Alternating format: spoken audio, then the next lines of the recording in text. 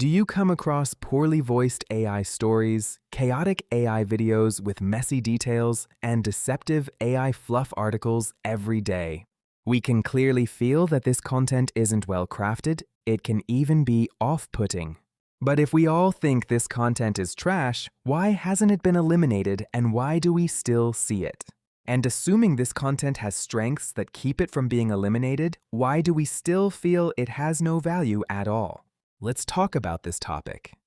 AI allows these works to surpass past average standards in specific ways. This content looks like quality work from the past, and much of what AI presents was previously difficult to create. For most people, this makes it novel and appealing. It feels like impressive work they've never seen before, driving them to keep watching. This greatly encouraged the creation and uploading of more AI content. For many people, even though most aren't professionals, this gave them their first chance to generate decent content they couldn't otherwise make. Sharing results you're satisfied with is human nature, and there was an audience actually willing to watch. This led to a massive expansion in uploaded content. Low barriers to entry, combined with positive feedback from viewers, created the current explosion of content. In fact, even we were drawn to this content when we first encountered it, weren't we? But why do we now consider this content to be bad and want to avoid seeing it? This is because as we consume more of this content, we've gotten used to what AI can do. Our tastes have readjusted, and AI's capabilities have become the new baseline, so we're no longer surprised by it. This makes the flaws in the work itself stand out even more. Even if we assume the impressive parts were created by a human, evaluating the work as a whole reveals it's still subpar and heavily flawed. Many details and levels of polish fail to meet our usual standards. While we might be impressed by strong individual elements, overall there are still too many unacceptable flaws. That's because the work itself is incomplete and simply not up to standard. For now, whether AI is used or not, the quality of a work still depends entirely on the creator's ability.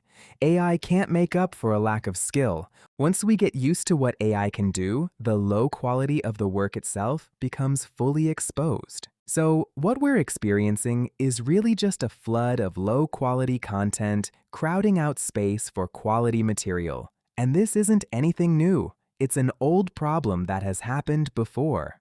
In the early days of the internet, much of what people uploaded consisted of simple, meaningless clips, SEO-driven content farms, and 5-minute craft-style hot glue hacks. Back then, this content completely flooded our feeds. We found it valuable at first, but gradually grew tired of it. These issues were largely resolved over time, mainly because we came to realize that this content was genuinely unhelpful to us. At first, we were drawn in too, but as we became familiar with this content and realized its true value, we naturally rejected it, and along with it, the platforms hosting it. User retention is critical to content platforms. When low-quality content makes us close the app, it directly threatens their business, making platforms even more anxious than we are. They must consistently offer valuable content to keep us engaged and maintain their business model, which is why the flood of pre-AI junk content was largely brought under control.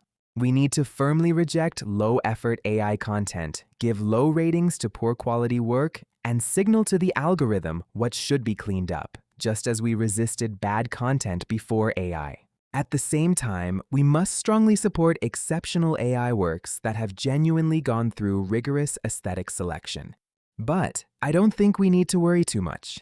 It takes time to understand something new and evaluate it as a whole.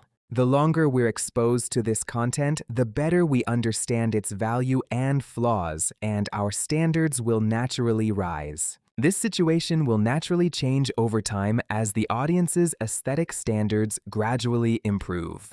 Overall, much like our initial amazement when first encountering AI, the content market remains curious about low-effort AI creation. As a result, even the lowest quality content still finds an audience. But over time, the market will get used to what makes AI works impressive. And those once extraordinary features will become the new normal. The flaws in the work itself will become increasingly obvious. People will grow tired of repetitive, low-quality content and demand higher standards, expecting to see better work. At that point, low-quality content will lose its value of being watched. People will have more experience recognizing weak work, avoiding clicking or staying on these videos. Without strong engagement data, they will naturally receive fewer recommendations. As for the platforms, a direct conflict of interest will make them more proactive, giving them greater motivation to reduce the exposure of content with no positive value.